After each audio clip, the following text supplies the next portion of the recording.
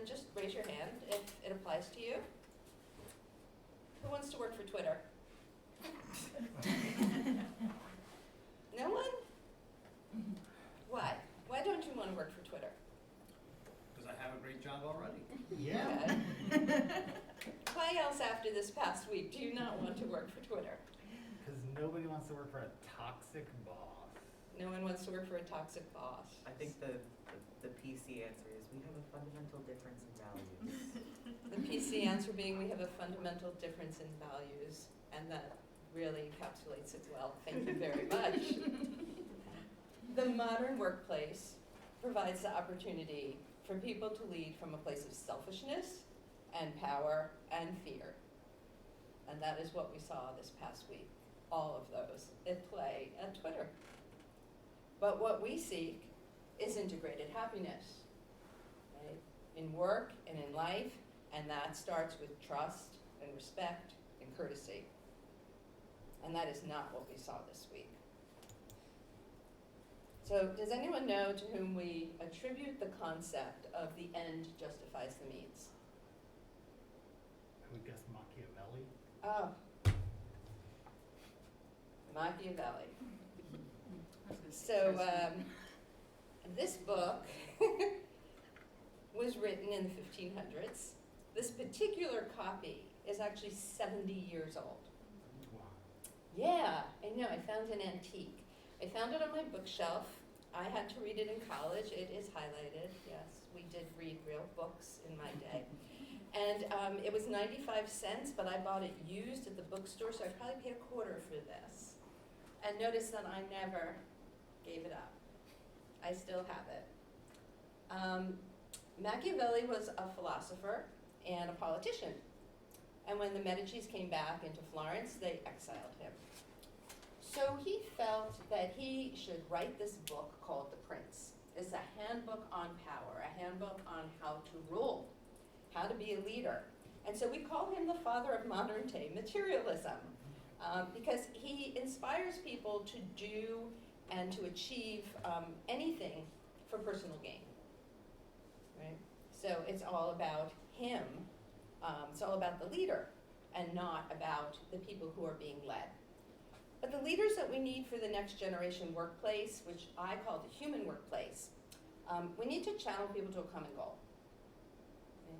We need to suspend all this self-interest. We need to build connection, community, which we have heard all day long. People don't want to be managed, and they want to be controlled, and they don't want to be worn down. Right? We don't need ultimatums in the workplace.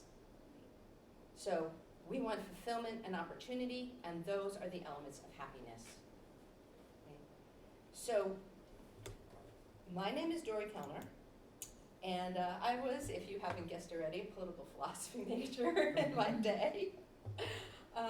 But when I graduated from college, I went right into tech, right into IT, and have been there ever since.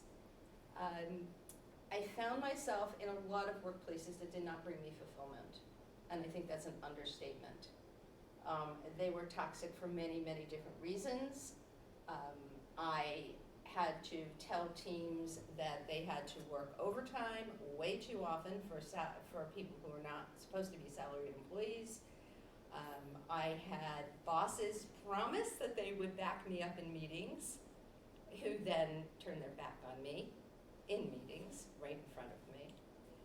And so I started a Drupal agency in the early 2000s, and after a while, while it was still intellectually challenging, I got burned out on that too. So I realized, technology maybe isn't my space anymore. Maybe it's not the alignment with what I see as my purpose. And so after some retraining, I became a workplace wellness practitioner, let's call it that. And so I found Esteemed. And at Esteemed, I'm the Vice President of Human Workplace, which means that I shape the company's offerings around our consultancy to other organizations, our clients, on how to build a workplace that puts people first and foremost. And so my work now brings me great happiness. I feel fulfilled, and I don't feel burned out anymore. So let's see what this, human workplace is all about. We're going to start by saying what the human workplace is, and I'm going to give you a framework for understanding what the human workplace is all about. But then that's not enough, really, for me to just know the elements of what we're calling being human in the workplace. What do you do as a leader? As a leader of other people, what is it that's important to do in order to realize the human workplace? This is not enough to just read a book and say, oh yeah, I can check that, but we have to actually change ourselves and what we're all about. So to begin with, the human workplace, as I said, puts people front and center.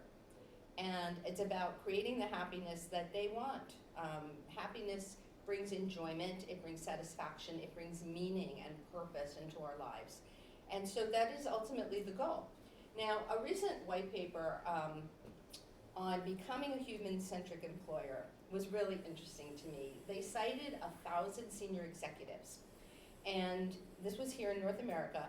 Only 16% of the respondents said that improving employee engagement and retention was a priority in the next 2 years. Wow. When was this study done? It was done within the last year. Wow.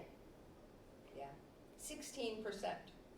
And only 5% said that employee needs are a top consideration. Does it feel good going into the workplace knowing that nobody cares what you think, and nobody cares what you need? And I found that very sad. And so, if you're not going to be considered when they're making strategic or operational, changes, you're really underestimating the importance of the employee's needs and wants. And ultimately, that is going to impact your company, as we saw last week. And by contrast, a similar study was done in 2020 with 1,000 adult employees. So this is the other side. Those were the managers. These are workers. 88% said it's no longer enough for a company to just make money. They want to see positive social impact. They want to see ethics. They want to see people responsible and dedicated to the causes that they care about. Okay?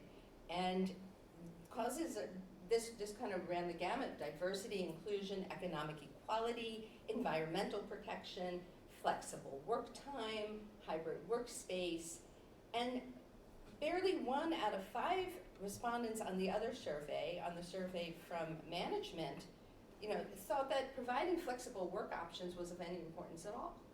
5%. Wow. And we know that we're hearing management say we need to come back into the workplace and we need you sitting in your chair, because middle management thinks their job is to make sure you're sitting in your queue doing work, as opposed to what is the outcome of that work. And that's really what's so important, is the outcome, not where you're doing it from. We have proven through studies over the past 2 years that we all know how to work from home. And there are plenty of opportunities to be hybrid, to have an office space, to have a home space, to give people choice. But everybody wants their employees to come back into the office. So you need to really pay attention to the needs of your people, because what the data is showing is that there's increased turnover, disengaged employees, and lower productivity. There's also a lack of innovation, and there's greater difficulty in hiring top talent when you don't care about the people who work for you. Okay?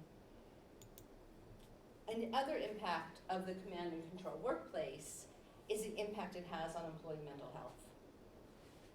So 76% of US workers are reporting they have at least one mental health condition, and 84% of people who have a mental health challenge say that workplace contributed to it. Okay? Now, I know all my mental health challenges were not the fault of my workplace, but they sure made it a lot worse for me. Right?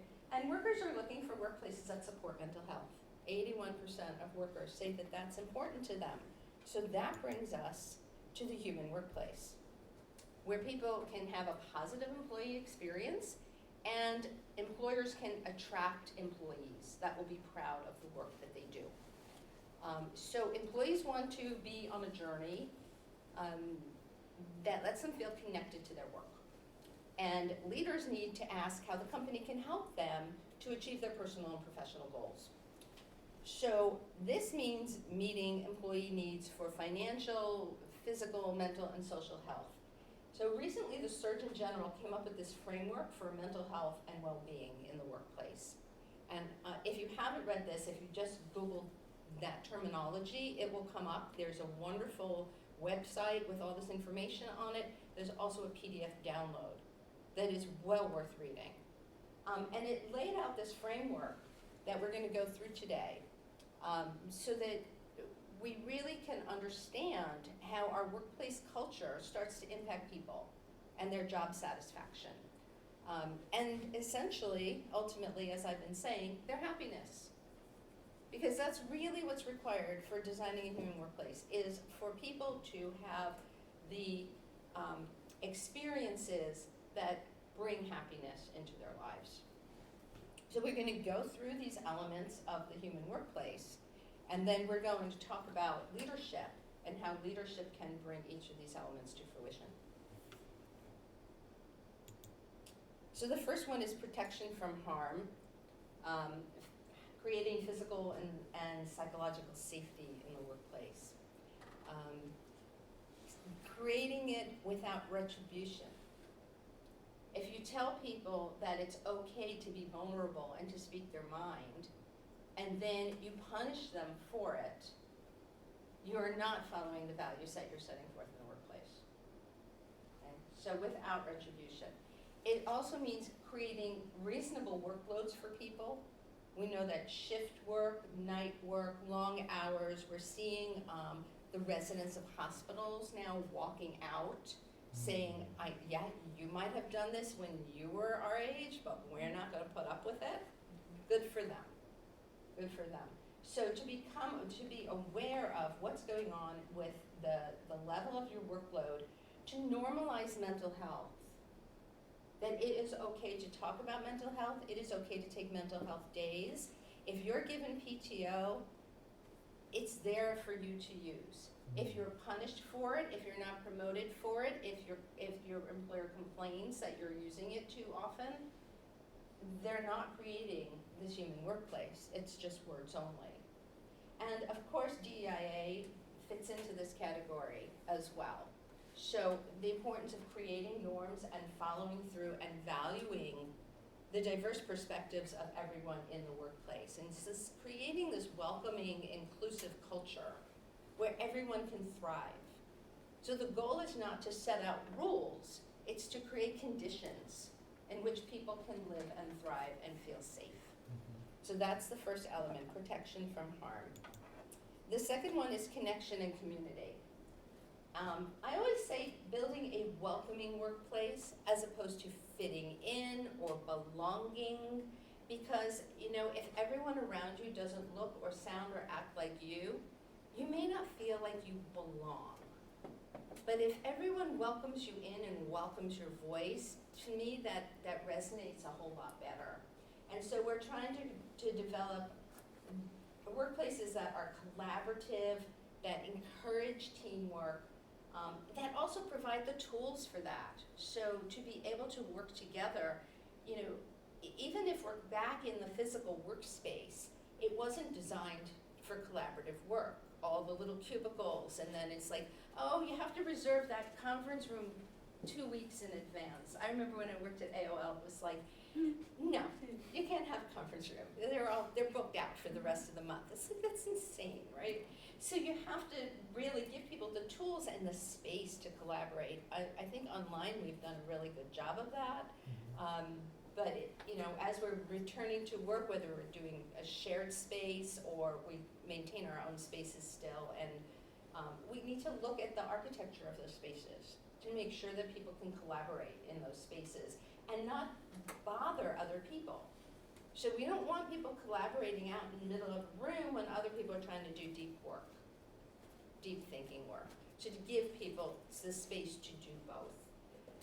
We want to build great relationships, and these are not just peer-to-peer relationships, but they're also peer-to-leader relationships, where we can build trust and authenticity and really communicate the values of the organization to make sure that everybody, feels like that's their place. That's pillar 2. The third one is called work-life harmony. And I know we've often called this work-life balance, but I really love the fact the Surgeon General called it work-life harmony. Work is part of life.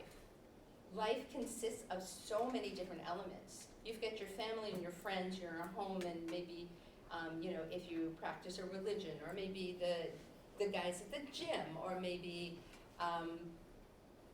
you do charity work. You work in the office, and maybe you even have an extra job that you do. Maybe you're a gig worker and you have multiple jobs. All of these things are part of who you are, and they all need to live in harmony within you. So work-life harmony is about working how and when and where you want to work, so that being given that autonomy and that agency to work in ways that fits you and your style of working. And providing benefits to people without this tiered concept. So the concept of, well, the more senior you are, the more benefits you get, the more days off you get. We really need to look at equitable benefit packages for everyone, and they should start day one. Creating these benefit packages that really work for everyone. To be able to provide predictable schedules. So when there are nightmare stories online about service workers who are only told like a day before that they have to work an 8-hour shift the next day. When you have small children, when you're taking care of an elderly parent, you can't function properly at work. This again impacting your mental health and your ability to actually do the job well. So I don't know why employers want to create these conditions in which people can't function, because they're not going to perform well if they do that, right? And then there's this part about boundaries. And boundaries go 2 ways. So we want employers to respect the time that we're working and the time that we're not working. And it's upon us to not let them impact our boundaries. They should not be crossing our boundaries. Now, I want to put things into such black and white language, because we all know there's time when our employer really needs us. And when we care about the workplaces that we're in, we want to do that work above and beyond.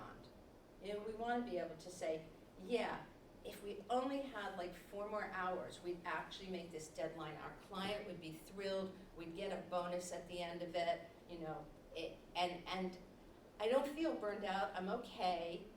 Yeah, I'll stay late tonight. I'll work Saturday. Let's get it done. But that's a collective decision and a personal decision, not a demand that you must come in and work as hard as I say you should work. Okay? So boundaries have to go in both directions. The next one is mattering at work. Again, creating these equitable compensation packages and giving people a living wage, demonstrating respect for people. So we all know that in the news at the end of every year, they're like, oh, so-and-so received a bonus of X million dollars as the CEO of whatever company. And the people sort of at the bottom of the food chain probably didn't get anything. And the people in the middle maybe got something. So, yeah, recognition has to be fair and equitable, along with all the other benefits and compensation. And we really want to build the sense of dignity. Like, I matter in the workplace. If there are big decisions happening, to call upon the employees, to be involved in these big decisions, to be involved in improvement. Even now, to be involved in, should we go back to work and for how many days and who should have exceptions. I see people posting all the time, it's like, well, this person got an exception to coming into the office and I think that's unfair. Wow. There's not very little empathy in that statement. I think that's unfair. You don't know their personal life. And if you had a same situation, you probably can get that same exception as well. So really, allowing people to have a say in what's going on in their space. And finally, creating this shared purpose is very much about an organization being transparent about their values and their purpose and their mission, and explaining to the next level of management and their teams and their individuals how each of those levels is supporting the organizational mission and values. If you don't know how the work you do is supporting your organization, ask. Because you have to understand why you're there. That's what's going to bring you fulfillment. And that's also what's going to bring you to see when they're not following their own values. Right? And the last pillar is opportunity for growth, which I absolutely love this one. Providing training and career advancement for everyone. Helping people, supporting them on their career journey. Right? No matter what their journey is. Some people want to stay in a job that they've had forever. They love it. They don't want extra stress. They don't want to go into management. That's great. Other people, they don't know how to get to where they want to go. They have an idea. I want to be in management. I want to be a project manager. I want to ultimately own my own company. How can your employer get you there? How can they help with your career advancement? And coach you and provide reciprocal feedback and all the things that it takes to train you up to do what you really want to do in life. So that's the final pillar. And as I said before, the question to ask is, can you check all those boxes and have a human workplace? So we did 5 pillars. Each one of them had about 4 components to them. Can you have a human workplace if you do that? And I say not necessarily. It's not necessarily going to work. There's the consideration as to how leadership functions within the organization. Okay? And as leaders, we're all tech savvy, right? You don't get promoted into leadership, especially in a tech organization, unless you've got some skills. So yeah, okay, we all have skills. And our skills come from our left brain. But we don't all necessarily have right brain skills. We get into a little bit of science here. Right brain is what gives us creativity. And it's the creativity to create this workspace of happiness and create a healthier work culture. And that's what we want to build in our leaders. So as we see Machiavelli as the father of modern day materialism, we see Peter Drucker as the father of modern day management. Leaders who govern by fear create what we call a closed culture, okay? And that stifles innovation and creativity. So they don't understand how their actions impact other people, and that's what's causing all this disengagement. I mean, that's what we're seeing right now. And so when people are disengaged, they're doing what we've been calling quiet quitting. So basically, the bare minimum of what it takes to get the job done. Now, how is that helping your organization? It isn't. It isn't. So to develop a high-performing team, you need to explore how your leadership can move people forward. It's not enough just to have all those things in place in the workplace. That's the base. That's the minimum foundation that you need to have. But now, how can leadership affect other people on a daily basis? And how could they begin to influence the culture of the organization? So leaders are responsible for helping people stay in their optimal state of being, where they have focus and agency and challenge. That's what leaders are there to do. They're not there to do the hands-on work. So when you get people into this state, they get all the joy and fulfillment from their jobs, and we call this optimal state of being flow. This is where people can get into a state of flow and really love what they're doing and really give the organization their full attention. Okay? So there's actually, to get people into this state of flow, managers, leaders need to be there first. And the question is why? Why do managers and leaders need to be there first?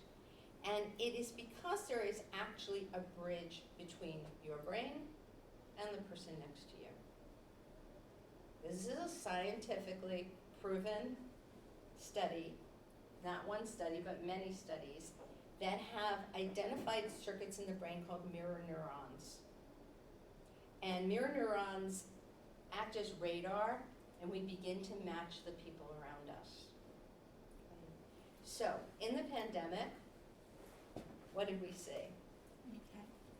So panic and anxiety, and it was jumping from person to person, and when it ended up, people bought out the store, and they bought out the toilet paper, right?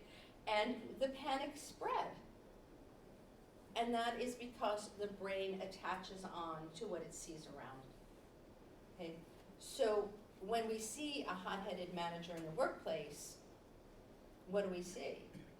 We see really unhappy workers, unhappy employees.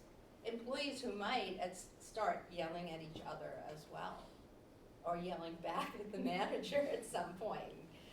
So it really, our state of being in the workplace has to support others getting into flow. Okay? So you're in the center as a leader. So how do you manage your own emotional state so that we can all reach this state of flow?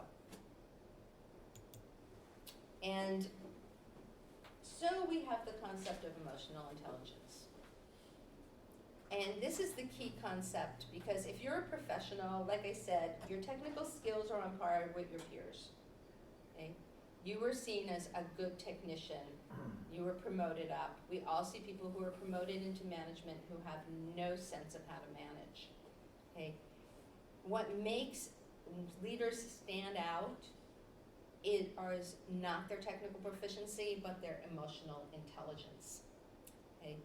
And it turns out emotional intelligence is twice as likely to predict your success as your technical skills.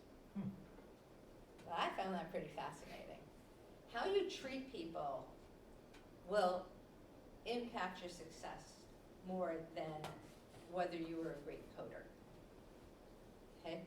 So as a leader of technical people, you're probably not using your technical skills every day, but you're managing other people to get the work done.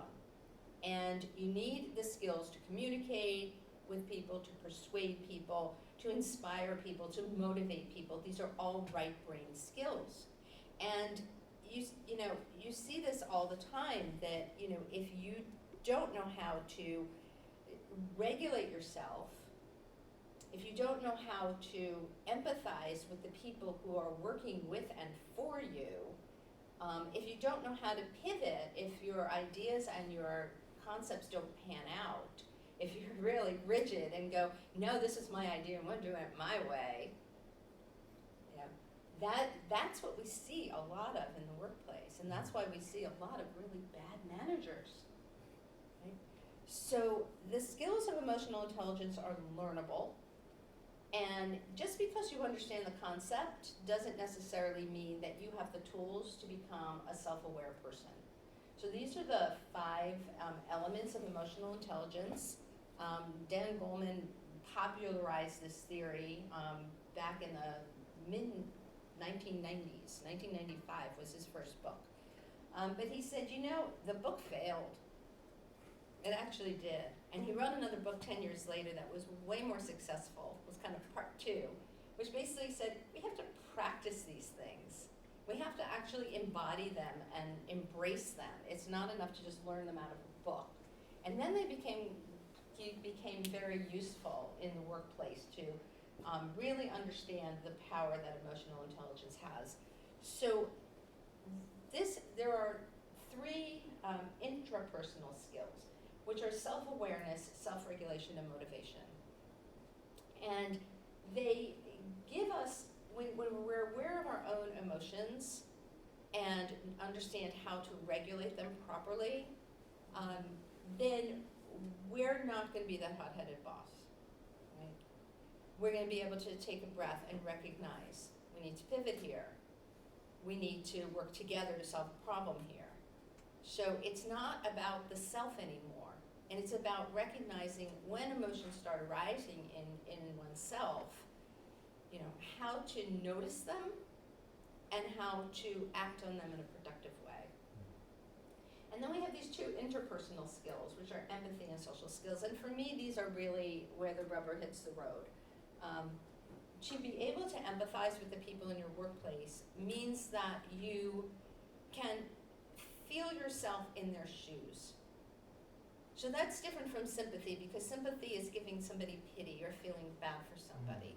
Empathy is all about saying, I can recognize, I can see your struggle, I can feel your struggle, and I want to do something about it. Take action. So when you show empathy, then your social skills by default improve, because you're really caring about the people within your organization collectively. And so you want to change your perspective from this person's a problem or this person has a problem or whatever to together we're going to solve a problem. So it's not me against you, it's us together against the problem. And we have to change our mindsets in order to make that work. So leaders, there's a concept called fixed mindset and growth mindset. And leaders with a growth mindset are the leaders that demonstrate emotional intelligence. Okay? They know how to cultivate self-awareness within themselves and build empathy. And they use their awareness to create emotional connections with their coworkers, but also with their clients. I mean, it's very important that the people who face our clients know how to control their emotions, right? So just notice, if you are like really defensive about your stance on something and, you're putting a stake in the sand and you're not flexible, is that empathy? If you're that rigid, can you be empathetic? Do you know how to learn from failing? We all have failures. We all do something wrong, something that maybe hurt the bottom line even. But can we learn and grow from that? And can we keep it from stopping us from being innovative next time? We always need to be innovative this time and next time and the time after, whether or not we fail, because at some point, we're going to have the right way to get the job done. We're going to find the right solution. I just heard the former CEO of Melissa and Doug. They make kids' toys, and they're wildly successful. And she said in the 1990s, she made these wooden toys, and they didn't sell. And she goes, I know people would want wooden toys, but they didn't sell. And then about 15 years later, she's like, all of a sudden she started seeing wooden toys back out on the market, and she put hers back. The same wooden toys, she put them back on the market. They flew off the shelf. They're best thing she ever sold. So sometimes it's not the right time for your idea. Sometimes you don't have the right people for your idea, but that shouldn't stop your innovation and your creativity. So if you know how to deal with failure, you're going to continue to move on and see all these opportunities as, challenges as opportunities to grow and develop and succeed. So when we want to embrace a growth mindset, we want to look from within. We want to go, what do I think? Why do I believe that? And what else could be true? Because we tend to beat ourselves up, right? So, to say, oh, well, they don't like my ideas. Well, why do I believe that? What could be true? What could be true? Gee, maybe there's another initiative going on in the company that's a little more important right now. Maybe it isn't aligned with the mission. Maybe I have to go back and look at the mission again and the values, and maybe my idea wasn't aligned with those. So we're always questioning ourselves, and this is how we build the self-awareness that we just talked about. Always questioning ourselves, always considering ideas of others, and recognizing, that we are one person in a larger environment, and that we all matter, not just the leadership. So when you are able to see multiple perspectives, you stop shutting out other people's needs and their other people's views. And those are the things we talked about in the 5 pillars of the human workplace. Being able to see other people's needs and views, being able to tap into the collective intelligence of your organization or your team, and becoming aware of people's needs for agency, for equity, for personal development, and for boundaries, all things we talked about previously. And you, not just yourself, not just your own ability to be innovative and creative, but giving other people the freedom, what's the word I'm looking for? Agency. Basically, the ability to solve problems creatively without fear of retribution if they fail. So once you start to do that within yourself, you realize this is a pretty good thing. And you start to offer other people the latitude, the word I was looking for, the latitude to be more creative in the workplace. And to kind of say, well, let's try this and see where it goes. Okay? So it's important to start to notice how you're interacting with people is really what the bottom line is. And this also hits us with bias. When we come to a table, we all have biases and we all have judgments. And those are not going to go away particularly easily or not at all in some cases. The important thing is we notice them in ourselves and we put them out there. We say, hey, I'm thinking of doing this, but I'm not sure. Is it going to impact somebody inequitably? Is it fair? Is it going to, I'm not sure if it really helps others. Is somebody gonna feel bad that I have to, give a promotion over here when I can't give it here? You just start to see it and you put it out there so you can discuss it with other people. You don't have to hold all this in yourself and just like you sit and angst over, am I making the right decision? So put it out on the table so that everybody can kind of think about these difficult concepts that we're really challenged with in the workplace right now. And as leaders, when we're vulnerable and we put these challenges out on the table and say, I just don't know how to deal with this.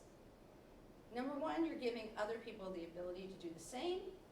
And number two, you might get some really good ideas from them. Right? So again, you're bringing all the voices from the organization, allowing all the voices and caring for them all equitably. So to get to a place of awareness and growth mindset, we really just have to take care of ourselves. Vaughn talked about self-care this morning.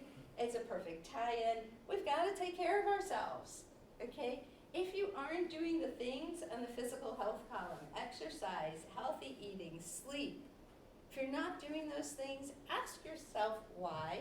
Remember I said always ask, why aren't I doing that? Why don't I value my physical health? Okay? And then do the same for your emotional health. And emotional health, there are many, many ways to make sure that you're emotionally healthy. They're not all on this slide. So this is not the be-all and end-all of what you can do for self-care. But getting out in nature helps change your energy. Journaling really brings a lot of self-awareness. I know a lot of people hate to journal, and it's really hard. I hated journaling when I started. It was so difficult. But the more I understood that all this stuff in my head can just go down on paper, and it doesn't matter what it says, and nobody's ever going to read it, it starts to get so much easier. And you just start to unburden yourself, with like, oh my gosh, I didn't realize I was feeling that way, and I bet I hurt that person's feelings. You sometimes don't see it in the moment, but you see it when you journal later. And meditation, and anybody who knows me knows that I'm a meditation teacher, and I am absolute believer in meditation, that we have to rewire our brains. Meditation allows us to connect our brains back together. Instead of operating from the primitive brain, which is the part of the brain that is reactive, that lets our emotions take us away, we learn through meditation. It's the act of meditation that allows us to notice when these emotions arise and take a quick pause and go, okay, wait a minute, I am feeling so angry, I need to step back a minute. So that you're not exploding on other people, right? So all of this comes down to your physiology. And if you're in this optimal critical thinking green zone, that's where you're in flow. That's your state of flow, and that's what you want to optimize. When you're really, really stressed out, that's when you can't control what's happening around you. And that's when your primitive brain has taken over. When you're in the unmotivated zone, that's when burnout. So you sort of drop from stress to burnout, and your brain isn't functioning. And I have definitely had this happen to me where I couldn't turn my prefrontal cortex on. That's your part of your brain for critical thinking. You simply can't turn it on. At least at this point in my life, I can turn to my partner or my friend, whoever I'm with, and go, I can't turn my brain on. So awareness. And the more aware, the more we can say that in situations, the larger that green zone's going to grow. And we'll have this optimal critical thinking that will really give people the gift of flow. So, in summary, we want to recognize the power every person brings into the human workplace, and you can be a change agent. And it's about going deeper than just doing good work. So identifying the capacity that you have for change, because this does take change within yourself and within your organization, and you can have an impact on the people around you. And when you start to change, when you start to see your own habits and patterns and where they're taking you, and deciding that maybe you don't really want to go there, you can really impact the organization's well-being, and you can create a human workplace. But you have to develop yourself first. You have to become this mature, purpose-driven leader who understands how to navigate other people and create safe spaces, places of welcoming, and embracing this work-life harmony we talked about, and helping the people who work with us and for us to go on their own career journeys. We're on ours, and we want to be able to help others go on theirs as well. So in closing, the human workplace really helps support people to find flow. And we want to create the happiness that they need, again, for their enjoyment, their satisfaction, and their meaning. It's the same way that we started this session. The reality is happier employees are more engaged, and they're more productive, and they're really great ambassadors for your company, right? So ultimately, they're going to improve the bottom line. The more you care about the people in your workplace, the more you'll see an improvement in your bottom line. And we're living in this unprecedented change right now, right? This new human workplace, the hybrid workplace, the teaming workplace where we come together in teams and then break up across companies, right? It's really essential to intentionally care for your physical and emotional well-being so that you can start to recognize humanity within other people. And lean into who you are as a leader and ask yourself what you want to be. Do I have the capacity to take responsibilities for myself and for others and bring my organization into the 21st century? So thank you, and happy to take, we are at 4:45, but I'm happy to take questions.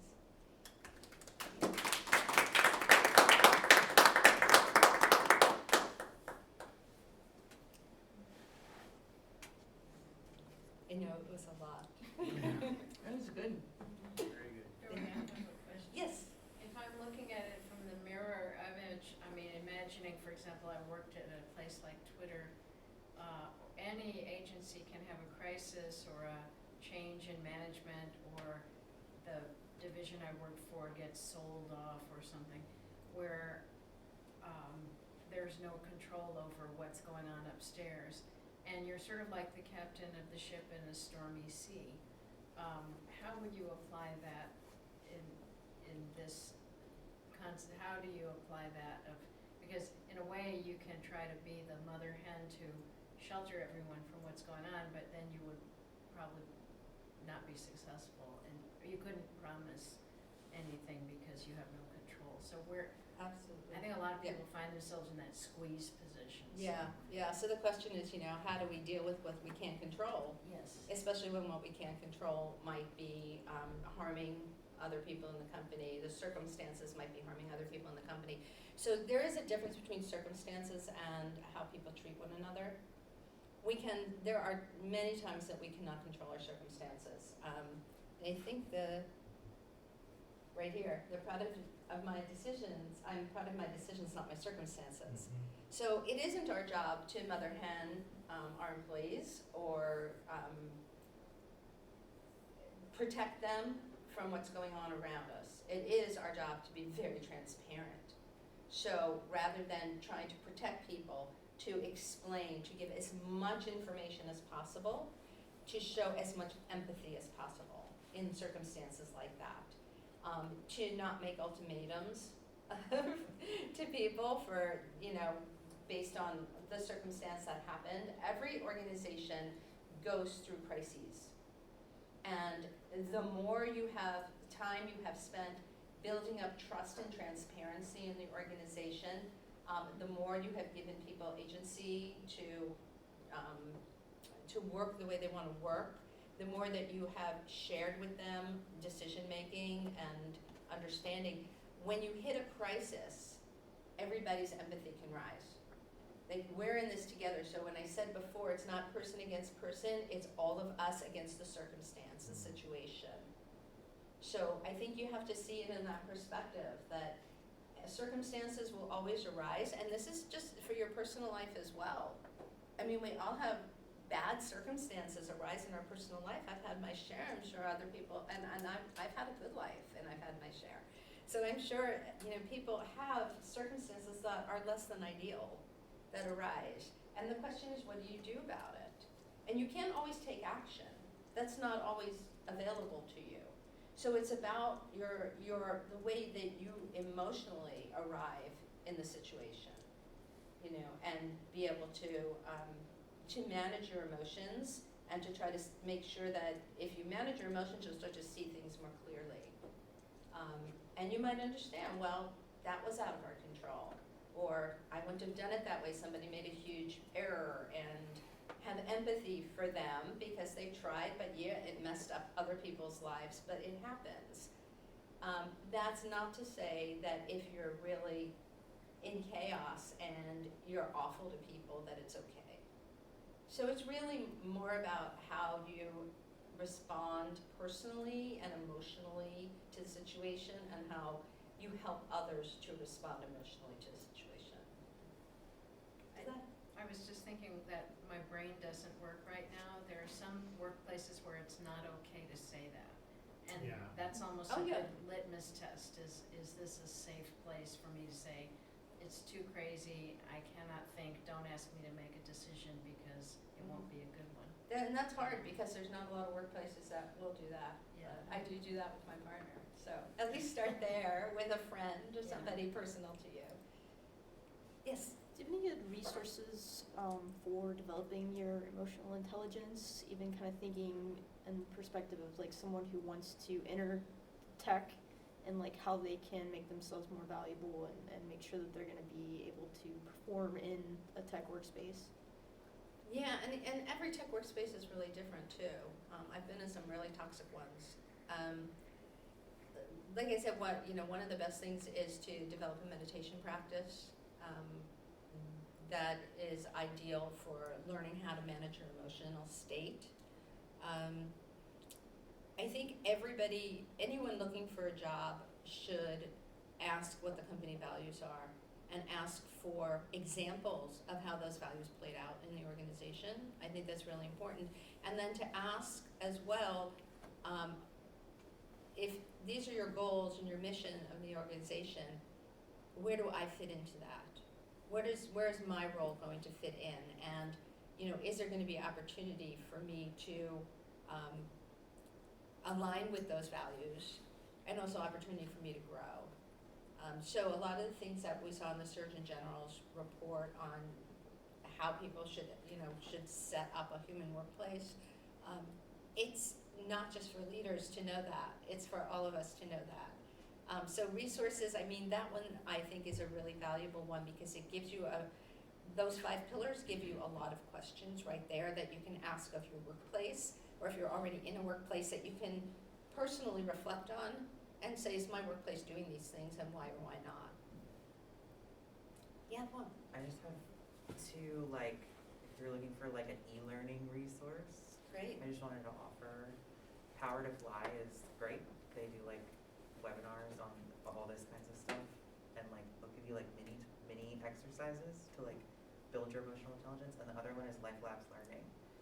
So Life Labs is a professional development organization that like teaches people to be human-centered in their workplaces. So if you're looking for like hard exercises that you can like they give you like worksheets to Yeah. like take with you to build your emotional intelligence. And I've really enjoyed both of those learning platforms. They've helped me a lot, and they speak to all of the things in this presentation of like, and isolating what your areas of growth are. So like if you need help with like facilitative leadership, like if you're a directive manager, like they have a webinar just about that. So I really like them, and they're I think it would be really supplemental to all of these concepts that you shared. Thank you for sharing that, and when we turn this off, we can write it down somewhere. And what we're doing at Esteemed as well is building out community. In our Slack right now is where we're working, but we're going to have an app coming out early next year, and we really hope that we're going to be bringing trainings, nano learning. I'm starting a consultancy for the company to work with other clients to bring these things to fruition in the workplace. So there's a bundle of stuff out there a bundle of resources out there. It's everyone's got their favorite, I think, is what it comes down to. So it's really hard to just here's a list of 1 million resources. And so for me right now, I'm in a program called the Inner MBA. Which is a program from Sounds True, LinkedIn, and Wisdom 2.0 that prepares leaders to become emotionally intelligent. And finding that's a really super program to go through. It's a 9-month program, and it's not cheap. So you also have to watch out for people who are taking advantage at this point, because this is such a hot topic. Yeah. Yeah, we've done some Life Labs sessions at Woof, and we've done them company-wide, and then just specifically for managers. They're great facilitation. Great. Yeah. Thank you, everyone. Yeah, Thank thank you. Appreciate you coming to the last session of the day. And I hope to see you all at the after party.